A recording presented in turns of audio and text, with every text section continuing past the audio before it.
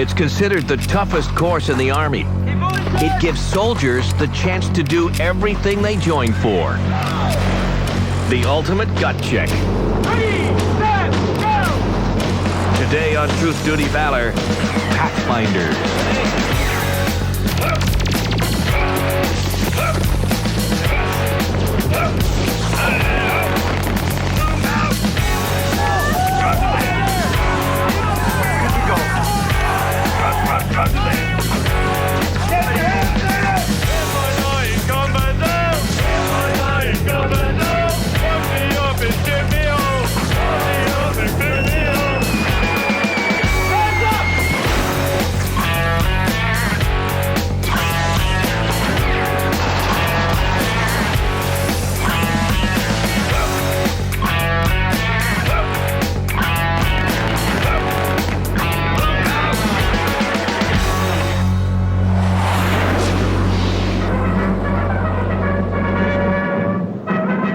World War II is truly the beginning of major paratrooper operations.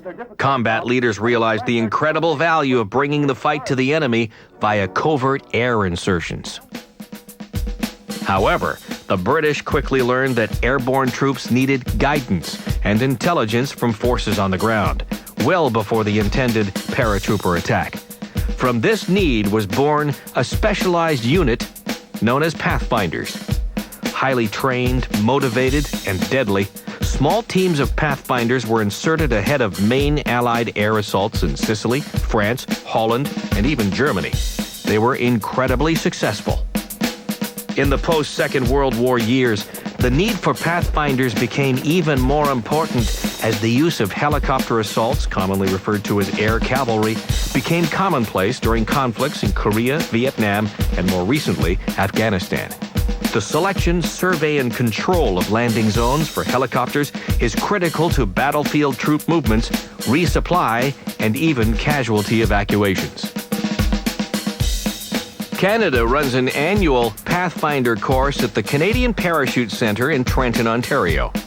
The CPC is the central parachute training facility for the Army and is responsible for maintaining the airborne assault capabilities of the Canadian Forces. Pathfinders are trained in a wide variety of warfare disciplines. The bread and butter of their training deals with establishing and securing drop zones for paratroopers and also landing zones for helicopters. But in addition, they are taught advanced field medical procedures, escape and evasion, hostage rescue training, demolitions, and ambush techniques. Their duties and tasking can be extensive and are usually dangerous. The Canadian Pathfinder course also aims to produce one other strong capability in its students: leadership. The Pathfinder head instructor, Captain Cale Oberworth, told us a bit about what the focus of the training is and how the objectives are focused on producing individuals with certain key characteristics. The Pathfinder skill set helps to teach soldiers how to insert and exfil through a variety of methods, and mainly what they're designed or trained to do is establish beachheads, OSU-AirSIPs, LZs, or DZs. What we try and do is teach the Pathfinders how to negotiate most any situation. Consequently, what we're trying to teach here is not necessarily what to think, but certainly how to think. Train the soldiers to remain focused on the mission so that they will be able to achieve the mission or die trying. The Pathfinder course is 12 weeks long and is considered by most to be the toughest and most grueling training in the Army. Truth, Duty, Valor was invited to follow along as this year's course was put through the paces starting in early September. The Pathfinder badge is a simple torch representing the aim of this elite group of soldiers to guide airborne assets safely to objectives behind enemy lines. Success on the Pathfinder course does not get you extra pay or even a promotion, just the Pathfinder badge to wear proudly on your uniform. The badge is considered by most automatic respect for you and your capabilities. Candidates for the Pathfinder course are drawn from Army regiments across Canada, both regular force and reserve. The normal candidate loading is 36 students. However, due to operational commitments and screening at the battalions, there are only 20 students on the first day of the course. The instructors have put out a display board which has all 20 Pathfinder badges on it. As each candidate is taken off the course, another badge is subtracted. It is hard to determine how many badges will be left 12 weeks from now, but historically, less than half who attempt it are successful. You will hang full arms extended. The initial few weeks of training are aimed at weeding out those who do not have the physical and especially the mental capabilities to complete the course. They must undergo daily physical fitness training in both PT gear and in full battle equipment. The aim of this training is simple: to help harden the soldiers' bodies to the rigors of the course that lies ahead. Because of the relatively small size of the group, the Pathfinders are blended with a reconnaissance course that is running at the CPC concurrently. From rappelling to helo casting, the candidates are taught the basics of being Pathfinders. As the weeks pass, the candidates are pushed harder and harder. They must make repeated jumps from helicopters into the waters of Lake Ontario and swim to shore without the aid of fins. Day after day, the tests and training continue. The drills are constant and repetitive, but it is done with sound reasoning to make everything they do automatic. Reflexive and intuitive training will help them save their lives and their comrades in combat situations. Many of the candidates are injured by the physical demands imposed by the training and consequently drop off the course. Mistakes caused by exhaustion are starting to show, and for some, it is just too much. Fatigue, both mental and physical, is taking a toll, and Pathfinder candidates begin to quickly drop off the course. The number of badges rapidly drops from 20 to 12, and then to only 8. When Truth Duty Valor returns, we meet the 8 remaining Pathfinder candidates in Week 7 of their training and join them as they conduct their first military free-fall parachuting.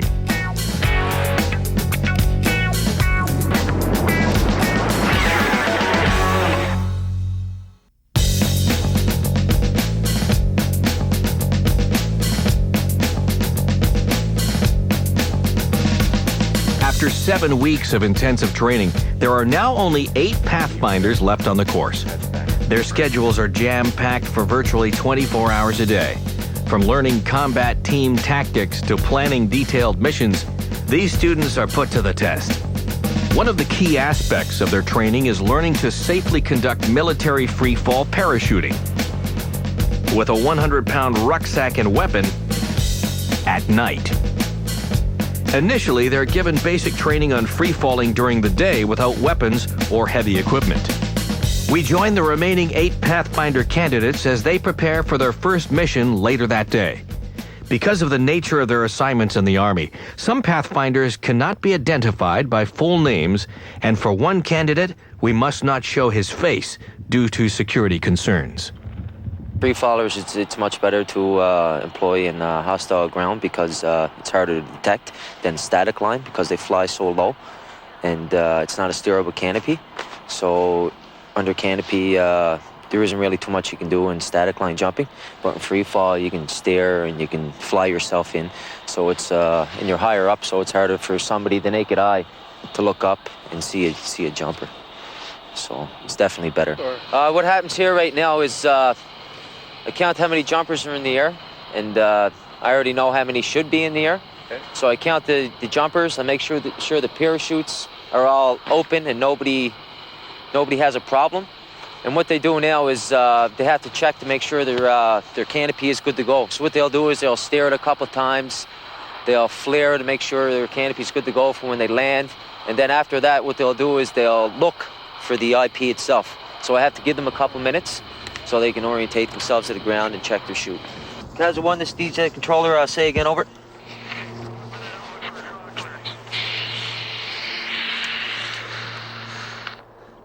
The DJ controller, Roger, winds are 1, you are clear to drop, over. So the students on this here course right now are, they're deploying their chutes at 4,000 feet. That's just for safety, so somebody does have a problem with their chute, they have lots of time to deploy the reserve. So they get more experience, they can actually deploy the chute lower than that. Free fall, it's 156.6 feet a second. So if they're jumping from 12.5 today and they pull around 4,000 feet, they're following probably about for 55 seconds. Did everyone meet their target? Came in with pretty close, followed the first man down, so the whole point is to stack and follow the first man, so wherever he lands, we have positive security. So that's what happened. We're not right on the tee, but we're pretty close. Once I landed, if we had our magazines and our equipment, first thing I do when I get on the ground is get up my weapon, throw a mag on.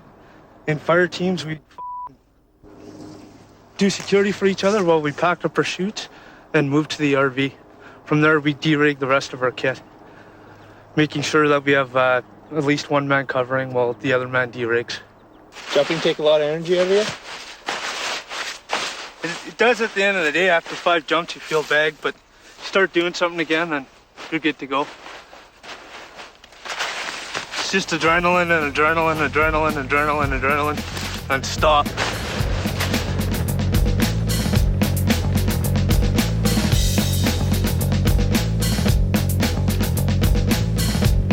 After an intense morning and afternoon of parachuting, the Pathfinders put on their rucksacks and conduct reconnaissance patrol training for the rest of the day. One candidate talked about why the advanced training they receive, such as escape and evasion techniques, is critical to their success in battle. That's definitely a big part of the training for this course is escape and evasion is one half and survival is the other. Because while you're trying to evade, you're also trying to survive. You might be evading for weeks or months, however long it takes to get back to friendly lines, you know. So if you're in Afghanistan, you have to escape and evade back 2 countries, you know, to the left or the right. It could take you quite a while to get there. Before you go anywhere, you have detailed briefings on the land and the situation, the food sources, water sources, so you have an idea, and the soldiers that are going in, the troops that are going in your patrol, you have to brief them on what's available, because it could be staging in Canada for an operation in South America or the Middle East or something. When Truth Duty Valor returns, we join the Pathfinders as they conduct their first tactical mission.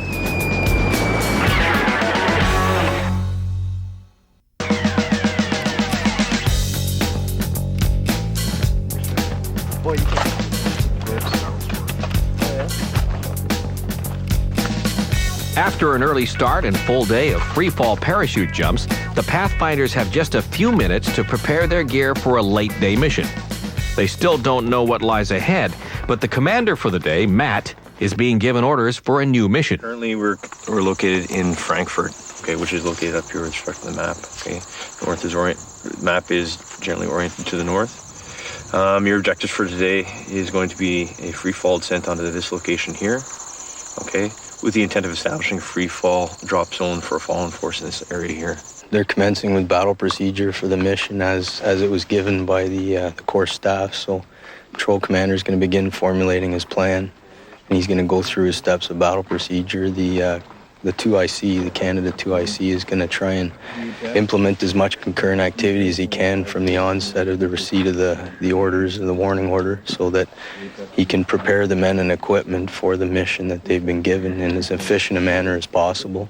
Hard part about this is they're going to try and make it as efficient as possible, so everybody has to pitch in and do their part. And they'll receive as much direction as possible, but they'll also use their initiative when they see it's necessary to get everybody on the team working together towards a common goal. In Pathfinder Ops, because they're such a small team and they have a specialist mission, everybody has to be intimately familiar with all the jobs in the actual Pathfinder configuration. So if someone does end up going down or off DZ on their insertion or whatever the case may be, everybody else is able to assume those roles and still carry on with the mission, because their end state is to set up an insertion zone for a larger follow-on force. So it's very important that they understand their primary role is to get the follow-on force in there as efficiently as possible. So their primary action drills are always built around breaking contact or avoiding contact. So they'll carry standard loads that they usually carry for each weapons configuration, but they're going to try and avoid contact as much as possible, and they've got to balance their weight of their loads and their mission essential kit with their actual mobility, because they're usually on foot and they're usually in austere environments.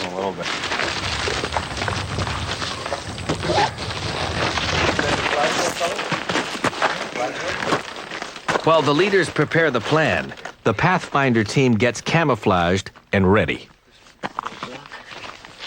Funny, we're using the mirrors, and we're not trying to make it look pretty. Basically, you just want to eliminate your contrast with your surroundings. So you want to put lighter colors or lighter shades in the dark areas around your eyes and underneath your nose where there's going to be shadow. Then you put some dark areas on your high points, like your tip of your nose and your ears, your chin, and that's going to make your face flat in your surroundings. So. The Pathfinders take time to practice their tactical weapons drills. It is of critical importance that they do them correctly, quietly, and in total unison when in the field.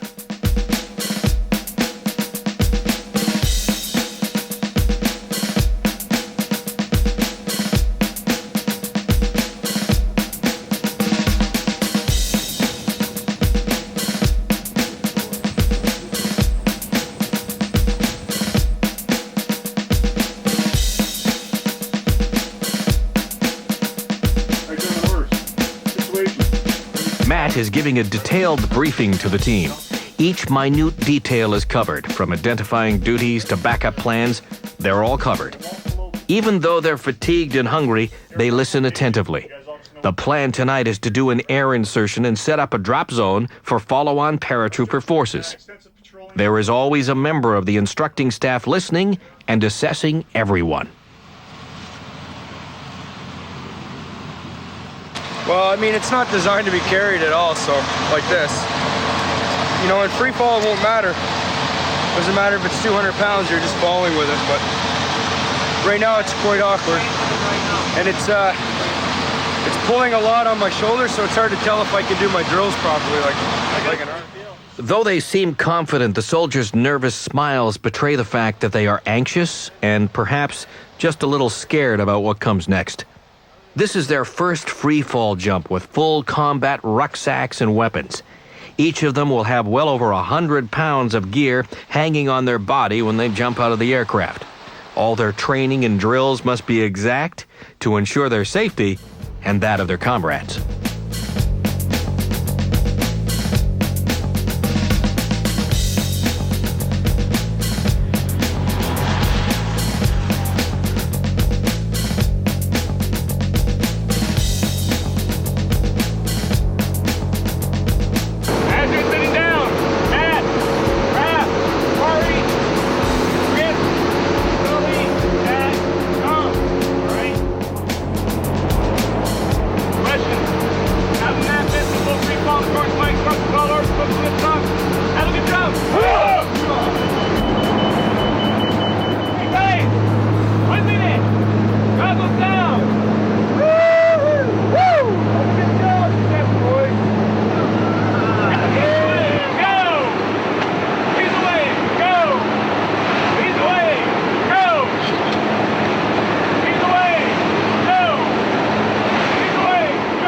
This is actually the partisan link-up. In this case, all the cohort would have been done prior to the jump. So he would have got his grids, he would have got his timings of when the aircraft was going to come in the P hour for when the jumpers actually going to get off. His actual job was to throw the smoke to indicate wind direction, because you actually don't have, because you're in hostile ground, you actually don't have the IP and flags and everything to direct, wind direction, like a DZ controller.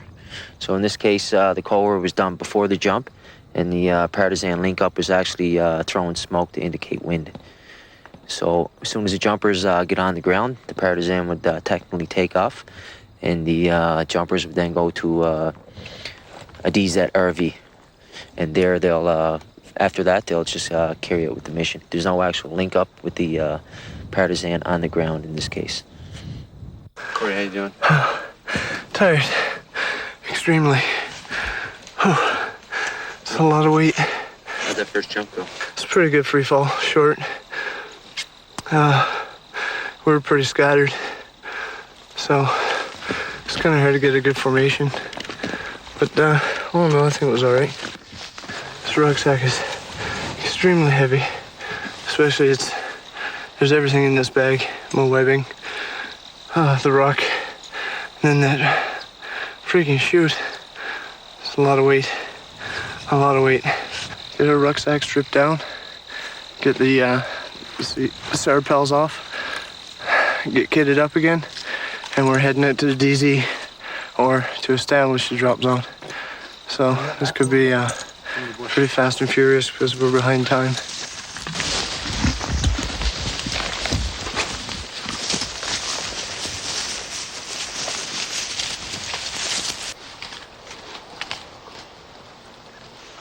The Pathfinders moved several kilometers through the woods, constantly observing, listening, and trying to avoid contact with the enemy. Their goal is to set up the lights and markers for the follow-on paratroopers, and do it on time.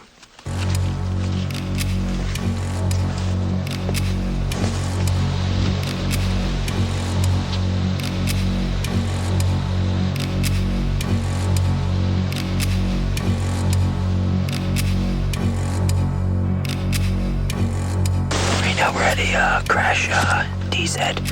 That means by the rule book, you're supposed to have P hour -2. Things are supposed to happen. P hour -1. Things happen. P hour -30.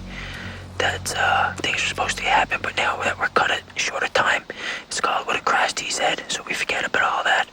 Right now, the platoon commander, patrol commander, he's already gone. He went right into establishing the drop zone. So it's called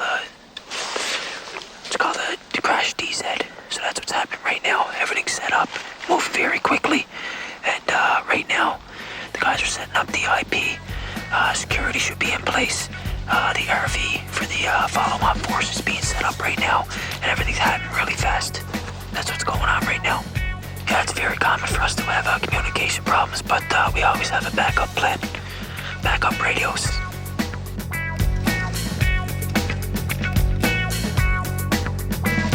The Pathfinders waited below in their secured landing zone, while some course instructors acted as the follow-on force for this mission.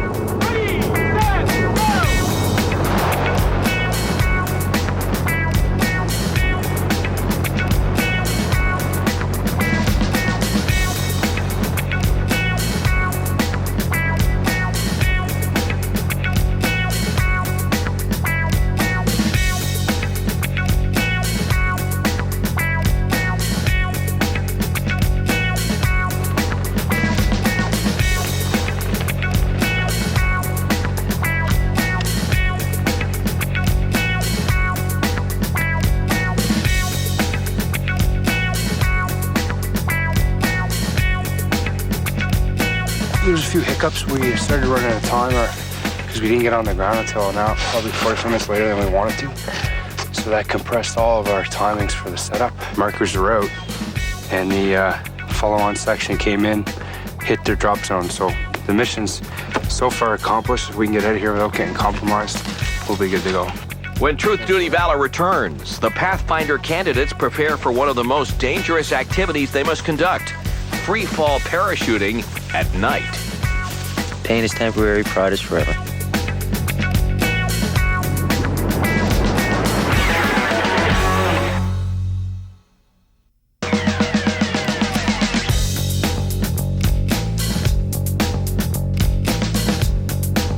It's a gut check.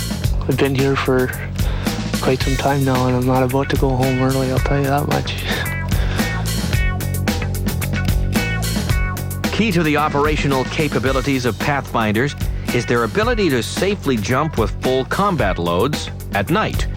In combat, they would do their insertion under the cover of darkness to avoid detection.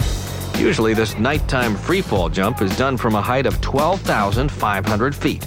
The Pathfinders are equipped with altimeters, flashing lights on their helmets, and also chemical light sticks on different parts of their bodies. These tools help them to see one another during their descent, and also to help understand which directions surrounding parachutists are falling. It's just markings for night, so we can identify other jumpers in the air, right and left. Like blue on the right side, red on the left, orange in the rear, legs and elbows. Avoid any, collisions, or we can use that to stack up on each other. Each Pathfinder is carrying a 100-pound ruck, their C8 rifle, and night vision goggles. This in addition to the weight of the parachutes. The Pathfinder candidates are nervous, as they should be. The dangers are very real when doing this type of night jump. They get one last check of their parachute rigging before boarding the aircraft.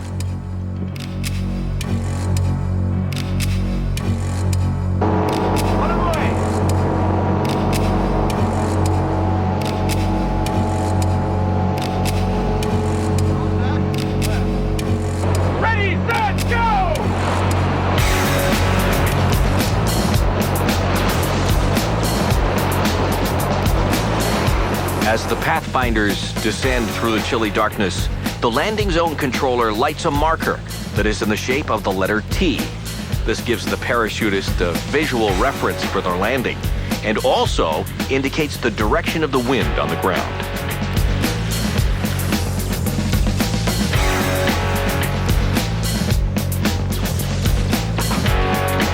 Kaiser 1, this is DZ controller, radio check over. The only type of night jump they would have done is static line. So it's from a lot lower altitude. Right. And you really basically don't have too much control over like where you're going to land or, wind direction or anything like that. It doesn't really play in it. You just got to take the winds from what they are and roll in it, whether you do a front roll or a back roll. And that's about it. Here you have a bit more control. You can flare. But at night, personally, I haven't jumped at night myself, so I couldn't really tell you, what it's like to judge the ground. With free fall, there are so many high-speed malfunctions when you're in free fall, and then the low-speed malfunctions once you're under canopy that, there really has to be a lot of training for those to become second nature. And we really like to negate injury because obviously we want to get maximum amount of troops on the ground with a lot of equipment that they're carrying with minimal injury so that we can carry on the mission. If we lose one guy, that really affects our mission. If we lose a percentage of our force on landing, then obviously our mission may be compromised because we don't have the assets necessary to carry on with the mission. After the success of this initial jump, the Pathfinders are told to do another one later that night. Funny when you're running over. Yeah, that's pretty funny. The safety of the jumper is paramount. I mean, that's the only reason we do it.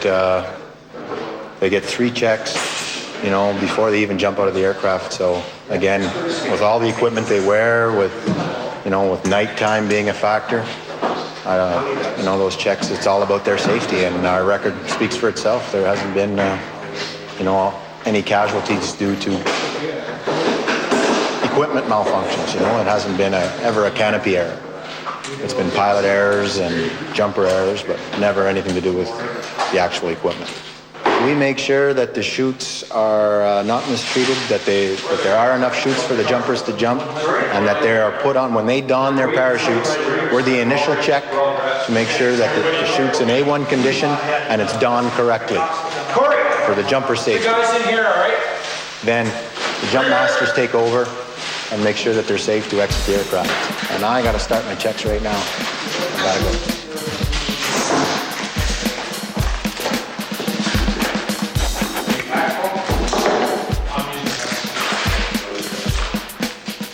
Have a good jump.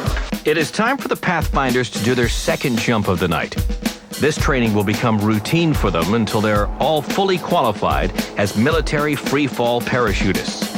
Night insertions are obviously a necessary skill set, since in wartime, Pathfinders are usually inserted behind enemy lines after nightfall. Despite all the safety checks and practice, accidents still happen.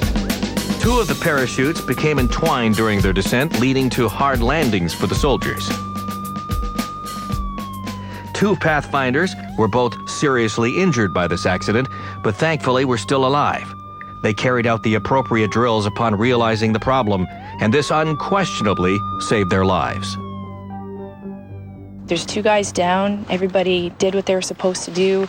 you know, I being the private, you know, had to maybe tell a sergeant or a warrant, go get me this, go get me that. And it all worked together, you know, or we all worked together. And in the end, you know, they were taken care of. Like, the time factor was really minimal compared to what it could have been if it was mass confusion.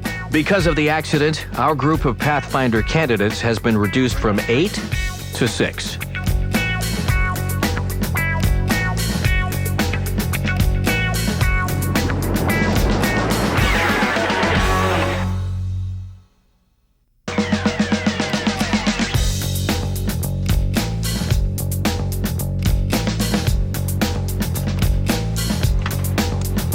It's a beautiful morning, and the Pathfinders are practicing assault boat drills. Despite the warmth and beauty of this fall day, the mood is somber. Because of the free fall accident the night before, there are now only 6 candidates left on the course.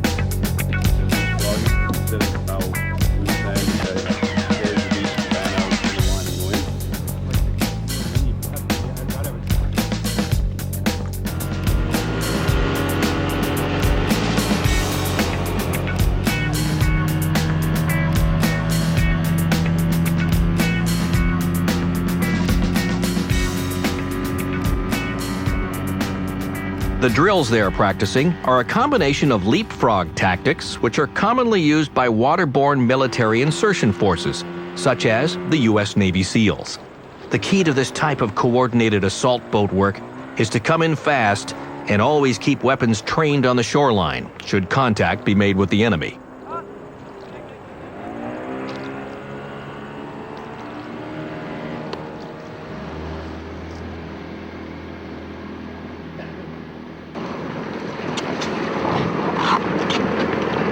The idea on that one. Yeah, it worked a little better. We'll get contact, so we'll both turn, engage the contact, and we'll peel right.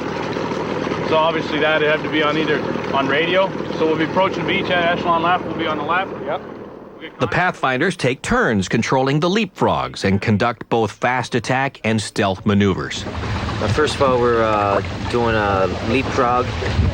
That kind of type of tactic is used so you can have a firm foot in the ground.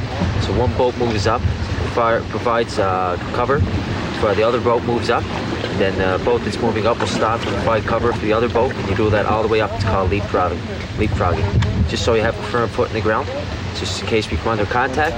Boat that's stationary, provide a stable fire base, and for the boat that's moving.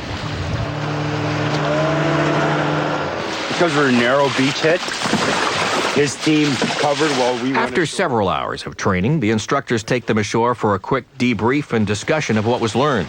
Then it's back out to do fast casting techniques.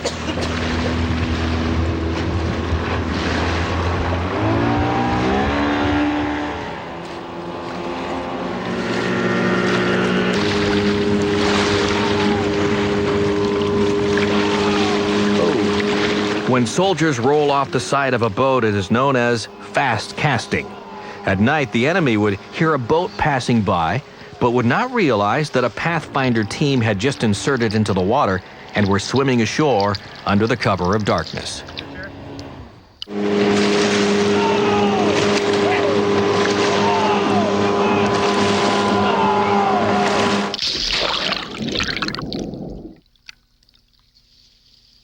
In addition to the weight of their wet clothes, they must heave 100-pound rucksacks into the boat and must constantly keep their weapon out of the water.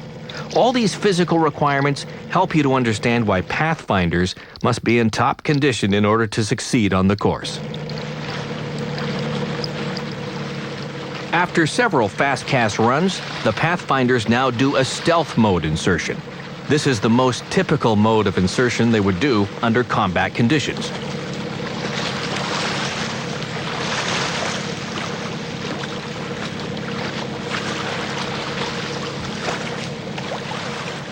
What we just done there was a beach assault.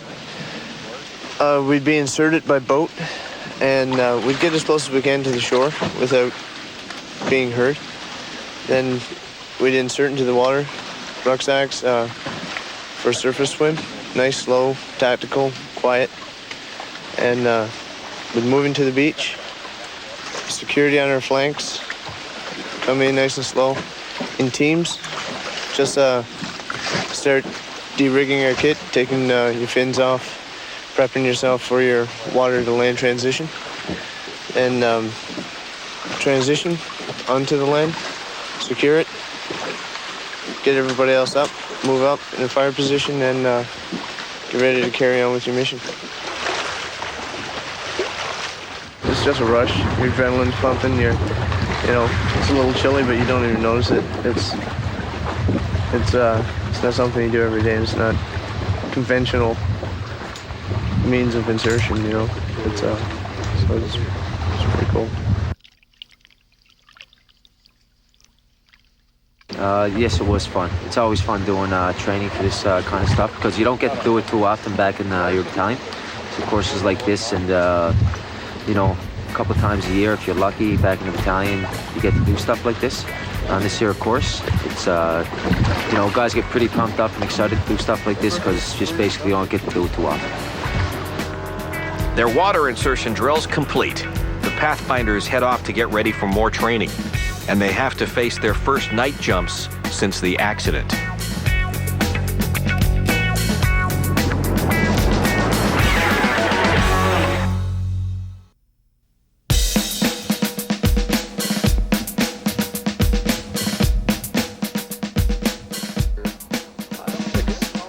Canopies, one tandem hatch. Put people with it. Yeah.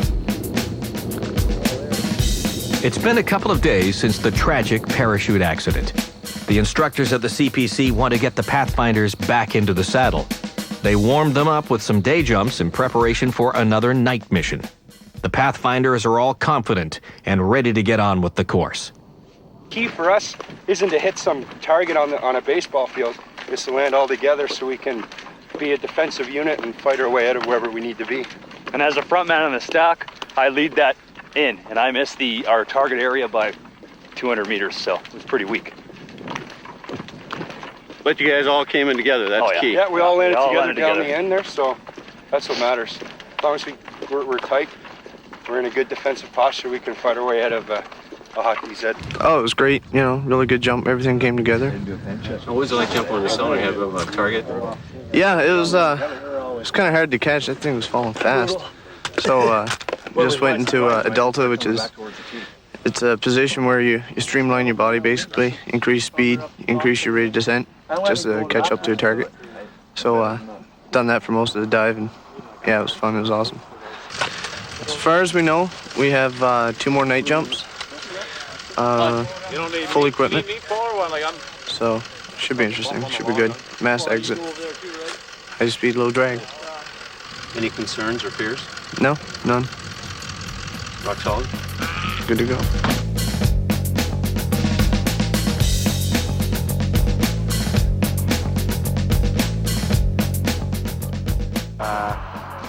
Everything we do, we use the word muscle memory often just to commit everything to memory so that it becomes an instinct. So regardless of the situation you're faced with, you'll react instinctively. And most of the drills that we do is progressive, that the guy slowly learns basically how to walk before he runs. And that's the idea here.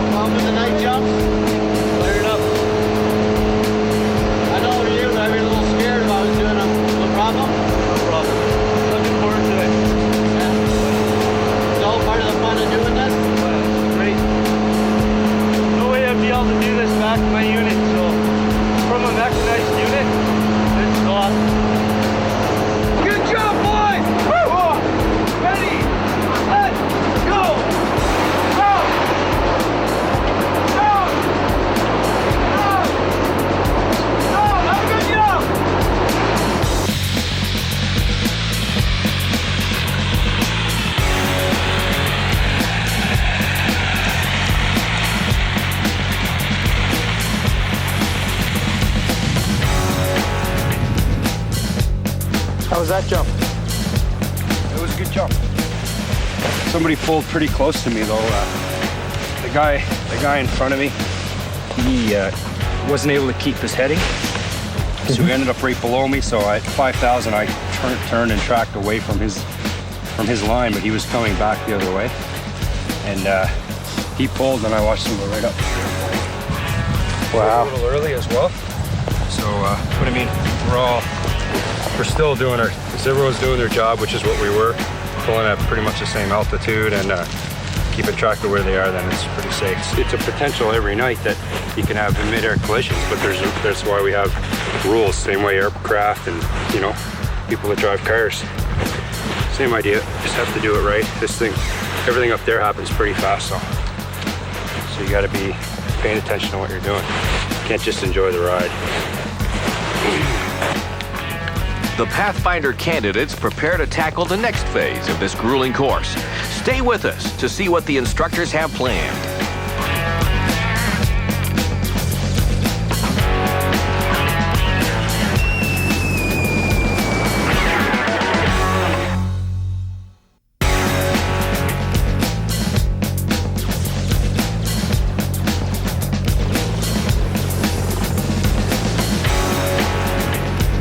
They have made it through another week of intense and often dangerous training. Only 4 more weeks left. Our Pathfinders reflect on the past few weeks and talk about what it takes to pass. It's all the training I wanted to do when I joined the Army. I finally get a chance to do it all at once. So it's great. The MFP has been the highlight. Just like the whole aspect of being on your own, being behind enemy lines in a close-knit group of guys that are all checked out and they're excellent soldiers. It's just a matter of how much you want it and what you're willing to do, you know what I mean? I've been here for quite some time now and I'm not about to go home early, I'll tell you that much. The whole idea of a Pathfinder is being able to be, you can have all the high-speed insertion techniques and high-speed equipment that you want, but in the bottom line is you still have a heavy rucksack and lots of distances to cover, not a lot of rest and not a lot of food. Things might get rough, but you just gotta keep going. And all you're thinking about is rest and food and shelter. And then the other half is you just can't think through the fog. You know, you're trying to either accomplish your mission or pass your task, however you want to look at it, course or real world. And that you got to put self-imposed stress on you. If you can just relax and just think through it, you'll do a lot better. Don't shut it down. A lot of guys, you know, if you're not in breach, a lot of guys depend on you to make their timings because you got a certain job to do, even though you're not. Hey, hold firm. B, move down to the low ground. Chad, cover them down. In the next episode of Truth, Duty, Valor, our remaining 6 Pathfinders have some of their biggest challenges yet. Don't miss the exciting conclusion to see how many candidates will succeed and go on to earn their Pathfinder badges.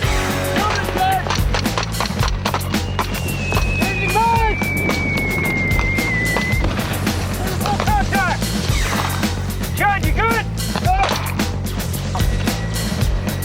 You got one there? All right. Hey, all right? All right?